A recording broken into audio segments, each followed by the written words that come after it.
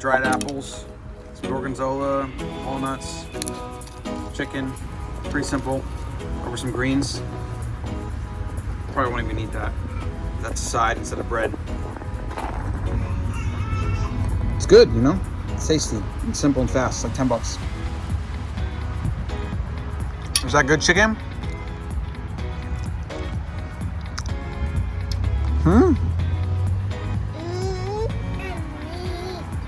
What's taking so long? What? I'm not a heifer. I'm not just gonna shove my face with food like you.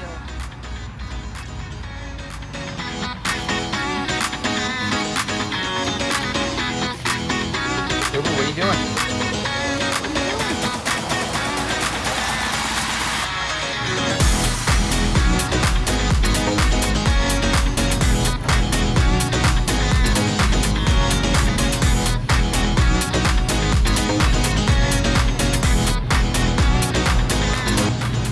Flake tenderize. That's so dumb to do that. What does that mean? They use a machine to poke holes in and tenderize it, but then they say you have to cook it to 160 because it puts bacteria into it. Why the hell? That would be a well done steak. It's ridiculous. Like, I literally can't buy any of this now. You want to eat a freaking well done steak? Like all these, it's ridiculous. I'm gonna check these guys out. Old Dungeness crab. It's gonna be tasty. So at Costco, and for dinner, it's gonna be Dungeness crab, smoked, and some scalloped potatoes.